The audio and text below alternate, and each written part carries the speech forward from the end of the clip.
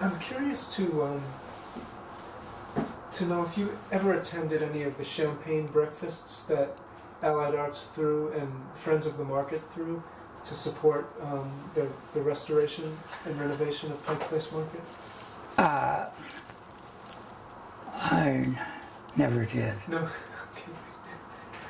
I know that those were events that I think Peggy Goldberg helped to set up. Yeah. Did you ever work with Alice Rooney or Peggy Goldberg? Well, I know both of them.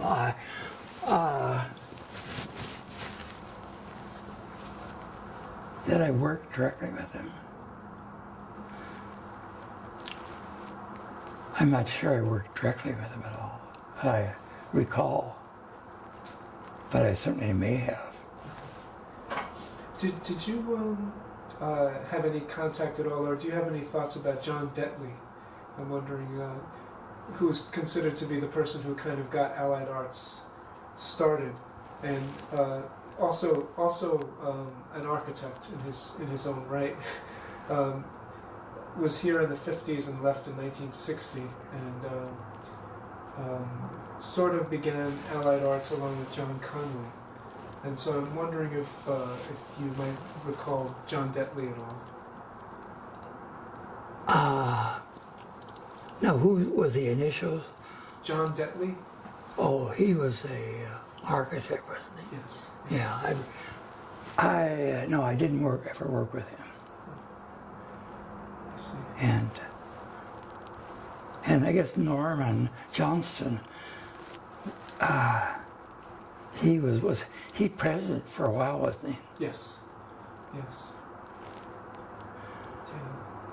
I was more of a supporter of Allied Arts than a doer in Allied Arts, although we did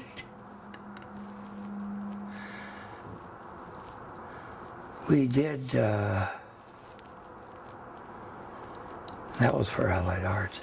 We did throw a salmon bake at our house out in Puget Sound that ended up with 600 people.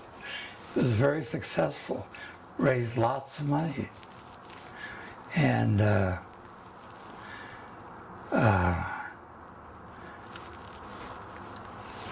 And so we had to get our neighborhood allied for parking cars. As I say, there were 600 people showed up, and no one was really expecting that much. But we had to get all the neighborhood involved to bake the potatoes, and Richard White brought his salmon barbecue thing in, and so that was a very successful party. Was that in support of Allied Arts? Yes. You don't recall the year by any chance, do you? Or approximately when that might have been? Well, it would probably have to be maybe 63 or 64 in the beginning of it all. Okay. So that did again, it was successful. Mm-hmm. Lots of people. Was this focusing on the Pike Place Market? Well, it was kind of focusing on Allied Arts. You know, as they need some funding to do the things. So I think it was basically based for Allied Arts. And started as a kind of a small little fundraiser. It just grew and grew. We lived in the Aurora Beach area, which is a dead-end area, on the sound, and the neighbors all helped bake the potatoes, got the cars parked in their driveways, but yeah, it was a big success. I thought we might get 60 or 100 people. There was 600. That's a huge event. Yeah. What was your general feeling about Allied Arts as an organization? Did you feel that they were a well-respected and effective organization in the city? Yeah. They were they were the good guys. And they're for all the good things, except that parking lot next to. I don't know how they feel about that now, or I don't know. They didn't seem to mind that I quit Allied Arts. There were no tears. Well, one thing I can assure you of is that people from Allied Arts speak very highly of you. Well, I liked a lot of the people very, Yeah. they were all good people. I'm actually curious, since you've been credited also. I'm just going to move slightly away from Allied Arts for a minute. You've been credited as being a pioneer of the Northwest style of architecture, and I'm just curious if you could talk a little bit about that and maybe give a little bit of background or definition of what the Northwest style is. And Would you like a drink, water, anything? go if you need some water, that'd be fine. We can stop it for a second. Oh, Before it was the Pioneer Place, Seattle. What was it before the Blue Banjo?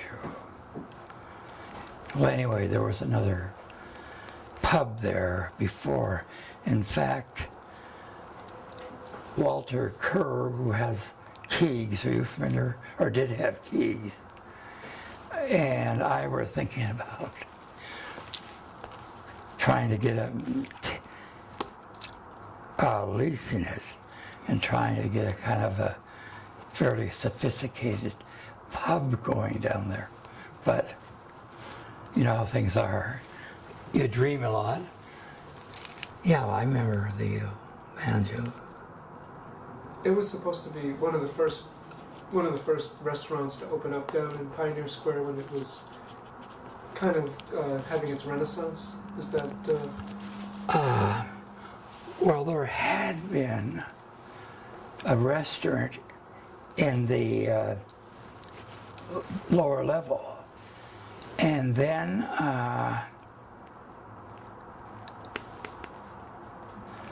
Francois Cassel, have you heard of him?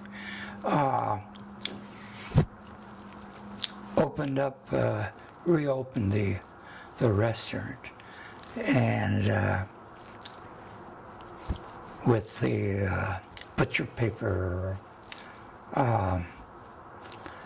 covers on the tables, and most of the old furniture was used. And Was that the brasserie? yeah. Yeah. Is the brasserie still there? I don't think so. No. But some of the other Allied Arts people have been talking about the brasserie. Yeah. Or is it the brasserie? Right? The brasserie. Yeah. Well, the blue Pioneer, the blue banjo. Let's see, I don't know who opened that now. Was that Bill Spidell? I don't know. Yeah, I don't know. I just see it mentioned a lot in the Pioneer Square histories, and this being one of the restaurants that kind of got things going again. Everybody was dressed up in like 1890s outfits. Yeah.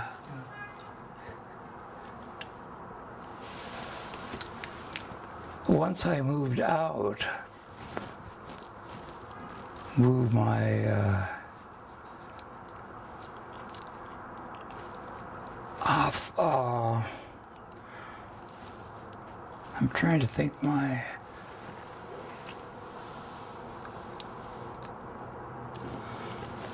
Oh, the Blue Banjo. No, Blue Banjo. Was that open for a while?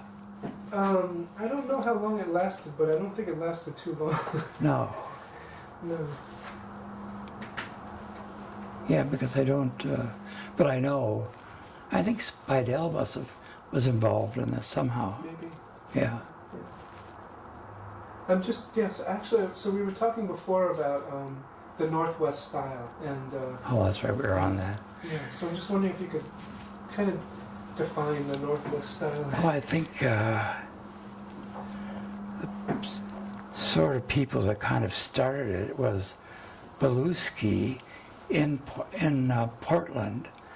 Done one house, I said, in Magnolia, very good house, and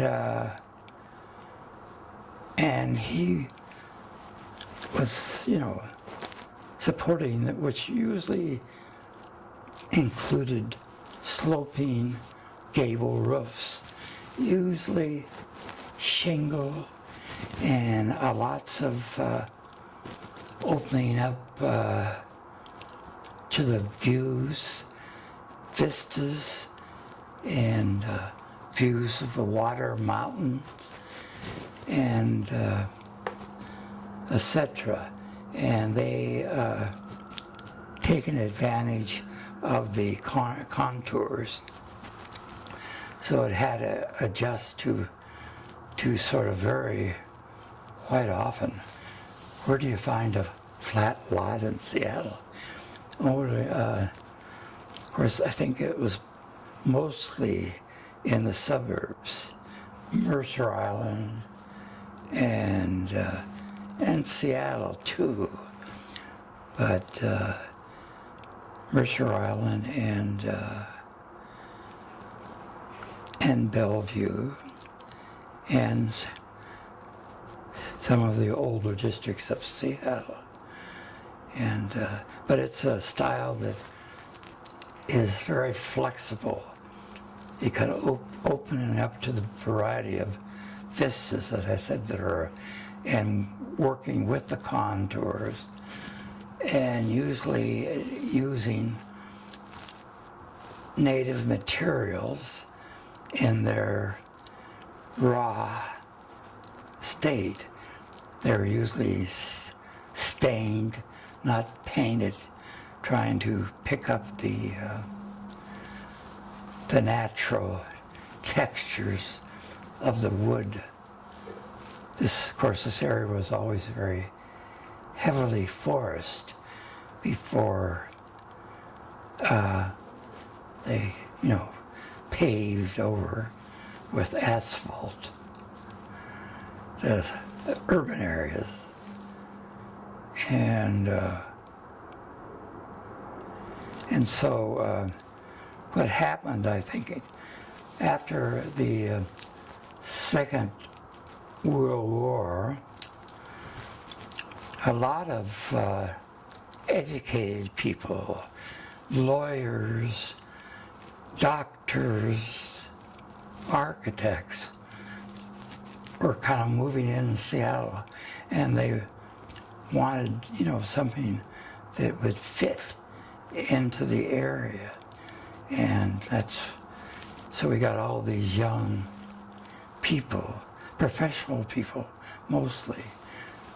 It could be anything from lawyers to architects to doctors, and they were interested in not the New England clapboards that the East Coast has and seems quite appropriate there, but here, with all those hills and forests and views, they had to have a style that was a little more flexible and could adjust to, as I said, the environment and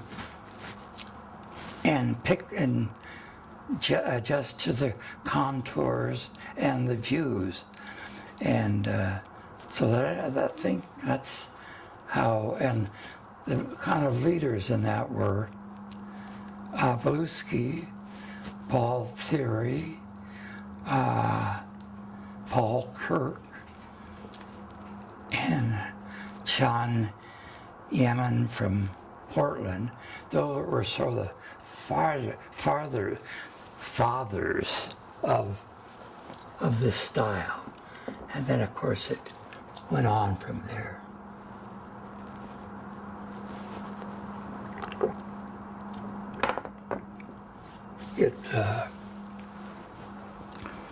So after the Second World War, a lot of these houses developed. In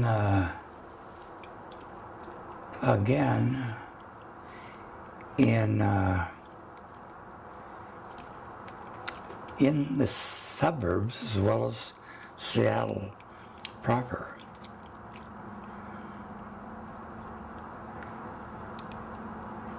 And a lot of the young architects got involved with it after they graduated from school.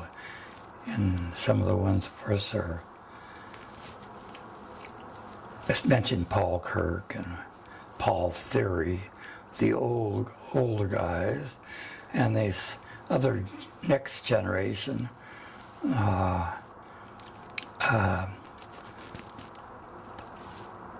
Gene Zima, Baumgartner, Anderson, and that group kind of followed. But some of them moved into, and I had turned into some of the more metropolitan areas too. And so it was, which could be adjusted some, but I think it was the old Northwest style that, like a glove, fit in our environment. And it's kind of fading away now. And the younger kids, as I call them, moved into their own little style, which is using multi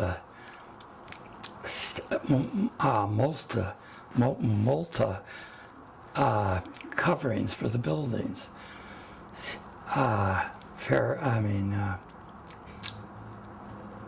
Iron and steel and glass and cement have kind of moved in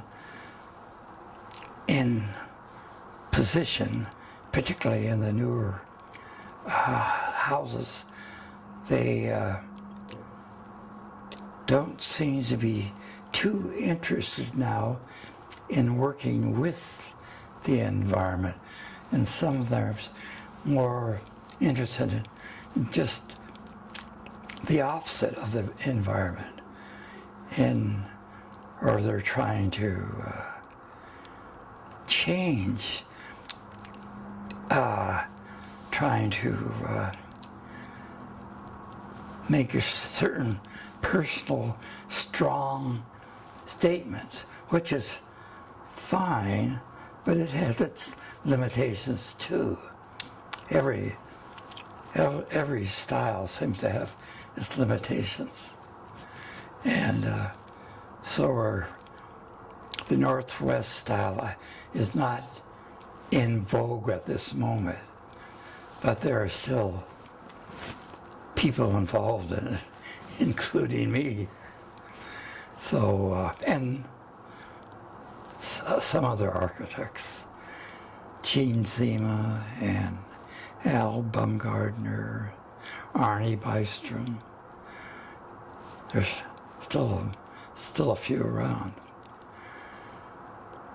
Are there any buildings that you're particularly proud of, that you yourself that designed, that you are very proud of?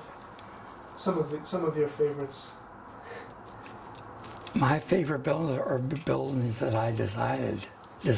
Yes, but can you mention a couple of them, just out of curiosity?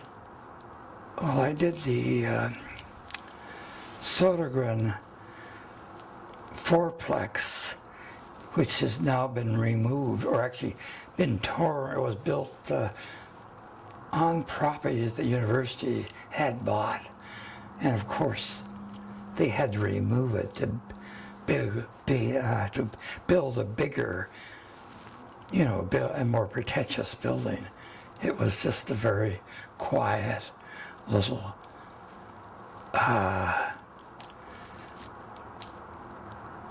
fourplex, and it probably got me my start in architecture. When did you build that? When was that built? Around what time? It would be built in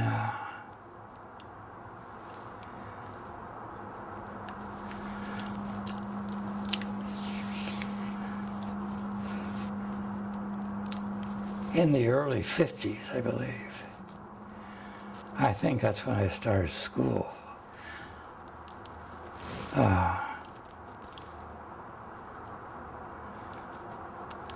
As you see,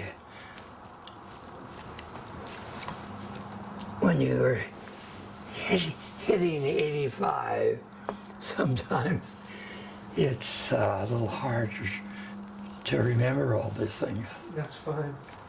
Are there some other buildings that you particularly that stand out for you? Some of the ones that you designed yourself? Well, the last house that I did was in Hawaii, a house for myself that is now owned by Ben Stiller, who was doing it was 4,000 square feet. I think he's making it about a 6,000 or 7,000 foot dwelling. My son is actually doing the drawings. In fact, my son did the working drawings of the original house. He's in architecture also.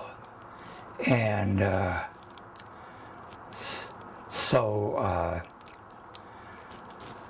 God knows what it's going to turn like, but my son is controlling the exterior. But they bring these kooks in from LA or, I don't know, New York, to do the interiors. And they're not too interested in respecting the Northwest type interiors. So God knows what the interior like, but the exterior, I think, will still be in fact, I should show you a picture of the house. Shirley, could you find some pictures of the Hawaiian house, the Kli'iwai house? I think so. And unfortunately, I don't, when you're dealing with Ben Stiller, you're never dealing with him. You're dealing with his managers. And then when his manager hires some idiots from California to do the interior. Thank you. Because I thought, No, you're not. Don't repeat that. He's not supposed to be criticizing or even telling us who it's been sold to. I don't think. well, I'm not really criticizing him. Yes, you are. Except those people from, that's a setting, it was an unbelievable setting. with a waterfall. That's beautiful. It's 14 acres. Uh, 14. 14 acres. Beautiful. My You God. built this house? The what? You built this house here? He designed that house. Yeah, that was our last. My last hooray. Wow. We were going to live there, but we Beautiful. couldn't. Yeah. I mean, it was just too isolated and. Was that the I saw a photograph of Ralph in a swimming pool. Was that No, the- that was our house. Here, you want to see a picture of that house too? Sure.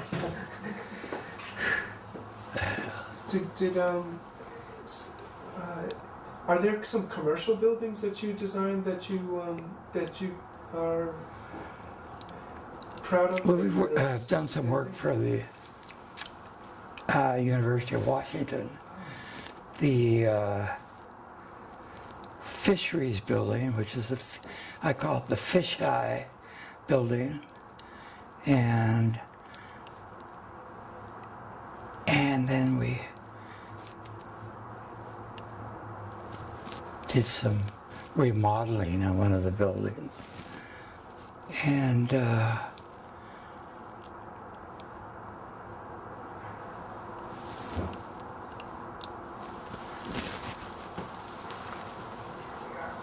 there you can see some of the inside of on the other side. Yeah. It was all hemlock, which It is, seems strange. We lived in 16 different houses and apartments in our marriage, so he doesn't stay long. Wow. Yeah, this is the one. Yeah, this was breathtaking actually. This one. oh, that was this little house.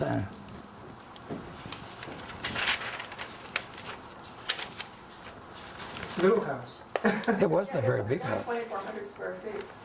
It's a pretty big house to me.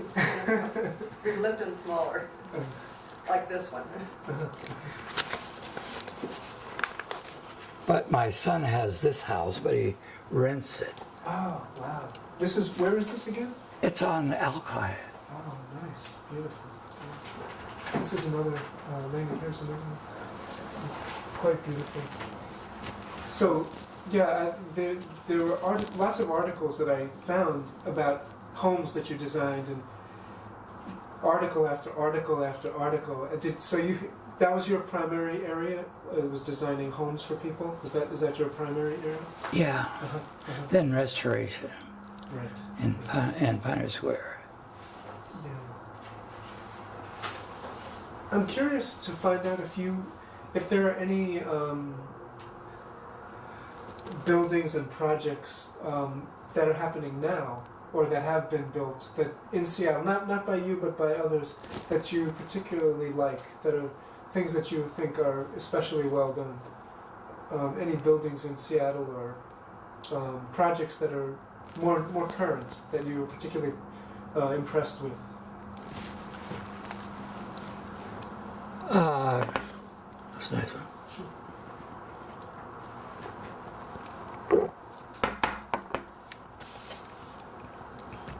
One of the older buildings that I like is the Marine Hospital on Beacon Hill. And I understand that that was a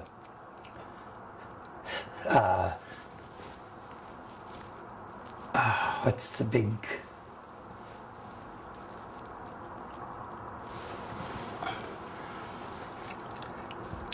was not well, maybe I'll think about it. It's the Marine Hospital, which is done by not Starter. It's done by what the hell's his name? My senior moments keep getting longer and longer. Bain.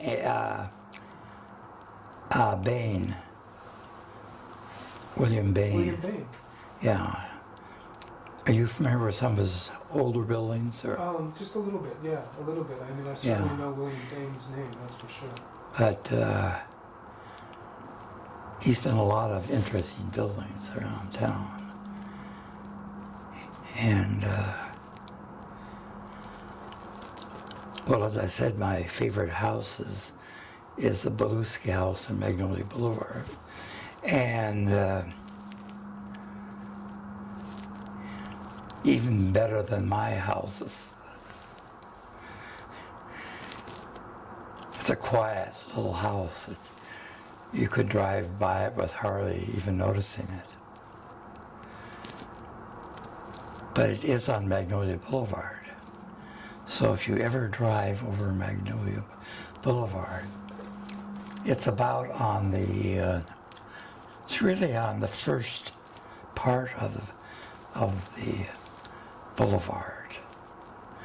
It's a quiet little house next to quite a colonial house. I think it's next door to that house. So, so Bain has done a lot of interesting things in Seattle. I don't think his son is doing architecture too, but William Bain and Associates, which is his son. Let's see, was it? Anyway, it's a long look up Bain in the internet, and you'd probably find. As someone told me that I had quite a lot. I knew I had some in the internet, but they said that I had a lot of them, which I'm not. I'd have to go look at them, see. You should. And let me see if this. Well, I was going to ask you before you go into that. I was going to ask you one thing that I neglected to ask you, which I apologize for, is how did you and Shirley meet? And I also wanted to. You said your son was an architect, and I'm just curious to find out about your children as well.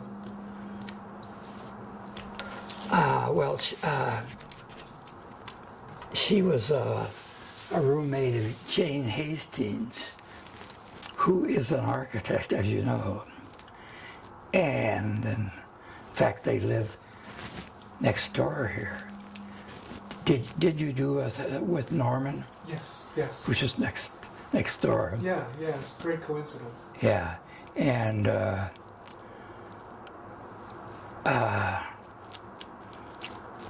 so I'd known Jane at school, and she was a class behind me, but there weren't that many women architects at that time, so everyone knew Jane Hastings.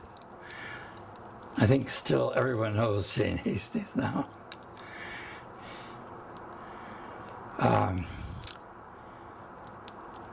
But as I say, she was hanging around with architects as they being a class behind me. But I didn't spend much time at school.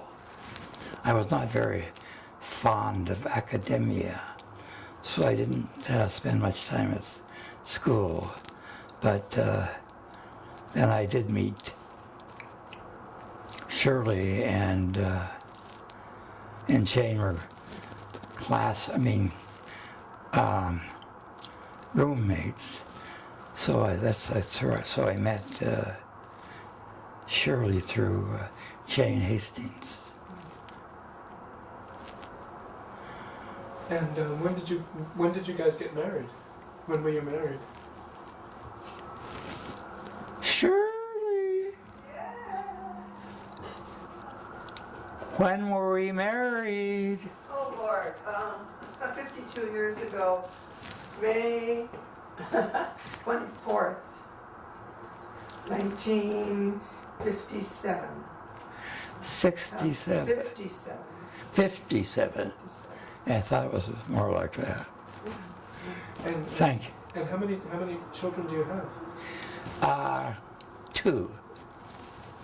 Our younger son Ross is here in Seattle, and he is the architect in Anderson Collier. Did he tell you about? I was going to ask about that. He said that he was an architect. Yeah, but yeah. Yes, he's doing very well. He's got a nice home in Magnolia, right on the water. That was one of Ralph, does he explain to you how he did so much? You kept coming home and saying, guess what we bought today? And my answer was always, with what money? You know. Mortgaging, my dear. But the first year we were married, when we earned less than $3,000 and had a baby, he bought that lot in Magnolia, 120 feet on the water, for $7,000. It had no electricity, no water, no sewer, nothing at that point. Someday we were going to build on it, but it never happened. So we gave it to our son for a wedding present. And now He's built a great house. by the time we were ready to build on it, we didn't want that scale of a house. So we built an Alpine instead. And what about your other son? He's in Bali finding himself. He's very bright, very talented, but can't focus on anything for any period of time. He's a little schizo. That's one of his kinder moments. But you know, you live with what you have and you try to support as you can. Bali is a beautiful place to be if you're is. going to be anywhere. Have you been there? No. Oh yeah, it's beautiful. It's gorgeous, just gorgeous. It's paradise. So have you guys done a lot of traveling as well? We've not been to the Arctic Circle. No, I've been to the Arctic Circle. We've not been to the South Pole. We've not been into Sub-Sahara Africa in the interior, but we've been on both sides of it. Ralph did a hotel in Turkey. Come and sit down. Yeah, and if you then- want to come and sit down, you can sit down for a minute. A lot of work in Mexico and a house in Japan, but we just love to travel. Do you have a picture Of what? of the hotel? The hotel? Oh Lord, I don't know. Well, I think it's in all that. Is it in there? Yeah. I can get it for you. It was incredible that he even got to build it. It was forestry land, and he got to build these little tiny fourplexes, you know, for 4 units all over this hillside, and it was very special. Took a lot of our money though too, by how we got done with the Turks.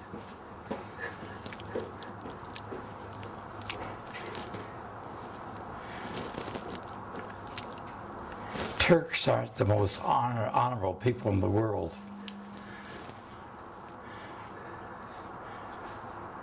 So Ralph, I'm just curious, because we're going to finish up. We'll finish up now, and I'm just curious to find out from you if you have any final thoughts about just about the preservation efforts in the city and about where the city is going. If you have any thoughts about where the city is going at this point in terms of architecture and in general. Well, it's hard to say where it's going. Architects kind of skip a bit around a thing, so I couldn't exactly predict how's it going architecturally, but there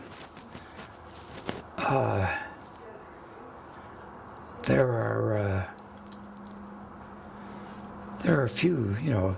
I think Fred Bassetti is a very good architect. Has done some high rises that are worthwhile, and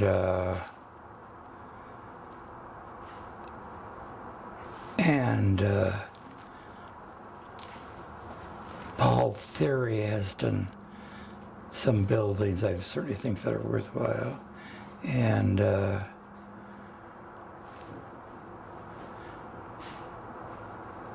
there were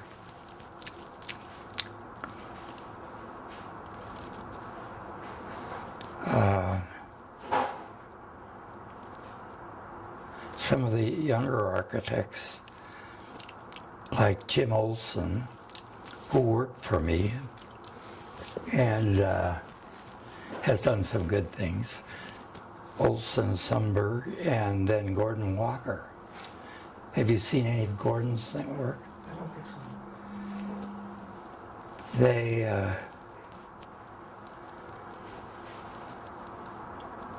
Gordon did a very interesting house on Queen Anne, cement block. And I don't know, it's kind of off the road, or you might call Gordon Walker and ask him what address of some of the houses. I think, well, Jim and Gordon were partners for one time, and there is this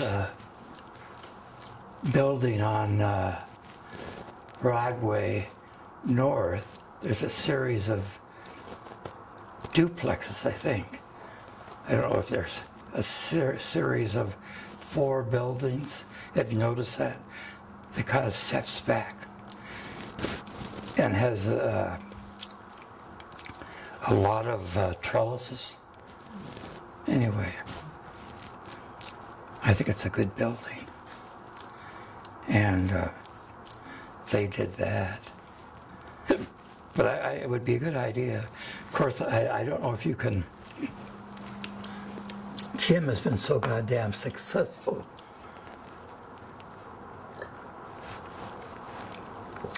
But I don't know if you